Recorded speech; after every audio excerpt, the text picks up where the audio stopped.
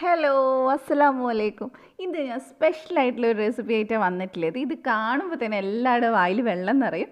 കാരണം നമ്മൾ റെസ്റ്റോറൻറ്റിലൊക്കെ പോയിട്ട് ഏറ്റവും കൂടുതൽ ഓർഡർ ചെയ്യുന്ന ഒരു കറിയാണിത്. വെജിറ്റേറിയൻസിനാണെങ്കിലും അല്ലാതെ നോൺ വെജിറ്റേറിയൻസിനാണെങ്കിലും ഒക്കെ ഫേവറേറ്റ് ആയിട്ടുള്ളൊരു കറിയാണ്. അപ്പോൾ ഈ കറി തന്നെ നമുക്ക് മുട്ടയിലും ചിക്കനിലും പനീറിലും ഒക്കെ ചെയ്യാൻ പറ്റും. അപ്പോൾ എങ്ങനെയാണ് ചെയ്യുന്നതെന്നൊക്കെ ഞാൻ ലാസ്റ്റ് പറഞ്ഞു തരാം. അപ്പോൾ ഇന്നത്തെ നമ്മുടെ റെസിപ്പി ബട്ടർ പനീറാണ്, ഇല്ലെങ്കിൽ പനീർ മഖൻവാലയാണ്. അപ്പോൾ അതെങ്ങനെയാണ് ചെയ്യുന്നത് നമുക്ക് നോക്കിയിട്ട് വരാം. അപ്പോൾ ഇത് ഉണ്ടാക്കാനായിട്ട് ആദ്യം തന്നെ ഒരു പാനിനകത്തോട്ട് ഞാനിവിടെ തക്കാളി ചേർത്തിട്ടുണ്ട്. അത്യാവശ്യം ഒരു മീഡിയം സൈസുള്ള 5 തക്കാളി, പഴുത്ത തക്കാളിയാണ് ചേർത്തിട്ടുള്ളത്. ഇനി നമുക്ക് ഇതിലേക്ക് ചേർക്കാനുള്ളത് ഒരു ബേ ലീഫ്, ഒരു ഏലക്കായ, ഒരു 3-4 ഗ്രാമ്പു, ഒരു പീസ് പട്ട. അപ്പോൾ ഇത്രയും നമുക്ക് ഇതിലേക്ക് ചേർത്ത് കൊടുക്കാം. ഇനി നമുക്ക് ഒരു സവാളയുടെ പകുതി, ചെറിയ സവാളയാണെങ്കിൽ ഒരെണ്ണം എടുക്കാം, മീഡിയം സൈസ് ആണെങ്കിൽ ഒന്നിൻ്റെ പകുതി മതി. പിന്നെ നമുക്ക് വേണ്ടത് 2 പച്ചമുളക്, ഒരു 5-8 വെളുത്തുള്ളി, ഒരു കഷ്ണം ഇഞ്ചി, അതിങ്ങനെ ചേർത്ത് കൊടുക്കാം. ചതക്കേണ്ട ആവശ്യമൊന്നുമില്ല. പിന്നെ അതേപോലെ തന്നെ 1 ടേബിൾ സ്പൂൺ ബട്ടർ ചേർത്തിട്ടുണ്ട്. പിന്നെ ഒരു കൈപ്പിടി നിറയെ കശുവണ്ടി ചേർത്തിട്ടുണ്ട്. കശുവണ്ടി നിർബന്ധമായിട്ട് ഒരു കൈപ്പിടി തന്നെ ചേർക്കാൻ നോക്കുക. പിന്നെ നമുക്ക് 1 ടേബിൾ സ്പൂൺ ചില്ലി പൗഡർ ചേർത്ത് കൊടുക്കാം. കാശ്മീരിയാണ് എടുക്കേണ്ടത്, എരിവുള്ളതല്ല. എരിവുള്ളതാണെങ്കിൽ കുറച്ച് ചേർത്താൽ മതി. പിന്നെ ഇതിലേക്ക് നമുക്ക് ആവശ്യത്തിന് ഉപ്പ് ചേർത്ത് കൊടുക്കാം. അതേപോലെ തന്നെ ഞാനിതിൽ ഒരു 1/2 കപ്പ് വെള്ളം ചേർത്ത് കൊടുക്കുന്നുണ്ട്. എന്നിട്ട് നമുക്കിതൊന്ന് മിക്സ് ചെയ്തിട്ട് നമുക്കിതൊന്ന് വേവിച്ചെടുക്കും. വളരെ സിമ്പിളായിട്ടുള്ളൊരു റെസിപ്പിയാണ്. ഞാൻ എന്നും കാണിക്കുന്ന പോലെ സിമ്പിൾ റെസിപ്പിയാണ് കേട്ടോ. പെട്ടെന്ന് ഉണ്ടാക്കിയെടുക്കാൻ പറ്റും. അപ്പോൾ മിക്സ് ചെയ്തതിന് ശേഷം നമുക്കിതൊന്ന് അടച്ച് വെച്ചിട്ട് ഏറ്റവും ലോ ഫ്ലെയിമിൽ ഒരു 20-25 മിനിറ്റ് ഒന്ന് വേവിച്ചെടുക്കാം. അപ്പോൾ അത് 25 മിനിറ്റ് ഞാൻ വേവിച്ചിട്ടുണ്ട്. എല്ലാം നന്നായിട്ട് വെന്തിട്ടുണ്ട്. ഇനി നമുക്കിതൊന്ന് ചൂടാറിയതിന് ശേഷം ഇതൊന്ന് അരച്ചെടുക്കണം. പക്ഷേ അരച്ചെടുക്കുമ്പോൾ നമ്മൾ ചേർത്തിട്ടുള്ള ബേ ലീഫും പട്ടയും എടുത്ത് കളഞ്ഞിട്ട് വേണം അരച്ചെടുക്കാനായിട്ട്. അത് മറന്നു പോകരുത്. നന്നായിട്ട് അരച്ചെടുത്ത് മാറ്റി വയ്ക്കാം. ഇനി നമുക്ക് അടുത്തൊരു പാനിലേക്ക് ഒരു 2 ടേബിൾ സ്പൂൺ ബട്ടർ ചേർത്ത് കൊടുക്കുക. 2-3 ടേബിൾ സ്പൂൺ ചേർത്ത് കൊടുക്കുക. നല്ല ഫ്ലേവർ ആയിരിക്കും ബട്ടർ നന്നായിട്ട് ചേർക്കുന്ന സമയത്ത്. അതൊന്ന് ഉരുകി വരുന്ന സമയത്ത് നമുക്കിതിലേക്ക് ഒരു പച്ചമുളകും ഒരു ചെറിയ കഷ്ണം ഇഞ്ചി കുഞ്ഞായിട്ട് അരിഞ്ഞതും ചേർത്തിട്ട് ഒന്ന് ജസ്റ്റ് ഒന്ന് മിക്സ് ചെയ്തെടുക്കാം.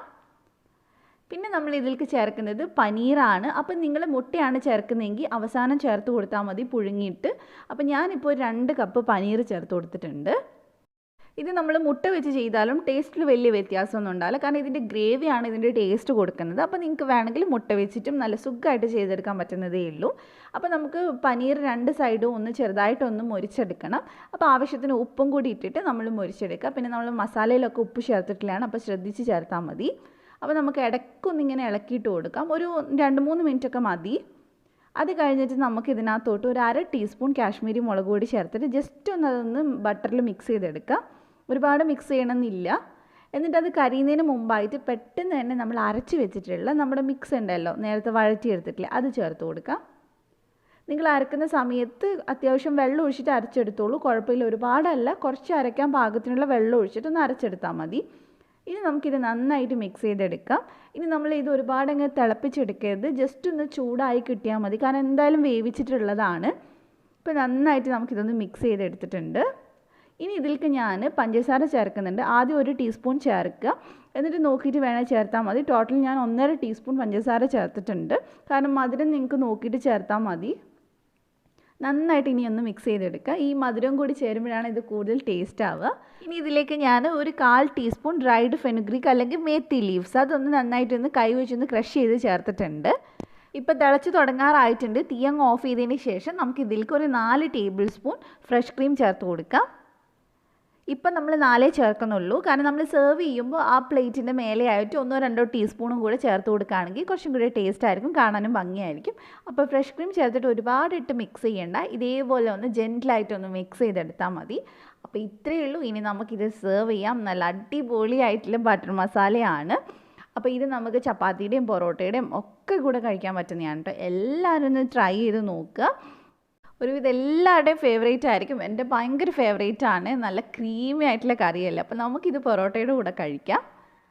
അപ്പോൾ നിങ്ങൾക്ക് ഈ റെസിപ്പി ഇഷ്ടമായിട്ടുണ്ടെങ്കിൽ പെട്ടെന്ന് തന്നെ ട്രൈ ചെയ്യുക, എന്നിട്ട് ഫീഡ്ബാക്ക് പറയുക. അപ്പോൾ ഇഷ്ടമായിട്ടുണ്ടെങ്കിൽ ഒന്ന് ലൈക്ക് ചെയ്യുക, ഷെയർ ചെയ്യുക. സബ്സ്ക്രൈബ് ചെയ്യാത്തവരുണ്ടെങ്കിൽ ഒന്ന് സബ്സ്ക്രൈബ് ചെയ്യുക. എന്നിട്ട് ബെല്ല് ക്ലിക്ക് ചെയ്തിട്ട് ഓളും കൂടെ ക്ലിക്ക് ചെയ്യുക. എന്നാലേ ഞാൻ വീഡിയോസ് ഇടുമ്പോൾ നോട്ടിഫിക്കേഷൻ വരുള്ളൂ. അപ്പോൾ നമുക്ക് മറ്റൊരു അടിപൊളി വീഡിയോ ആയിട്ട് ഇൻഷാ അല്ലാഹ് വീണ്ടും കാണാം. Thank you for watching.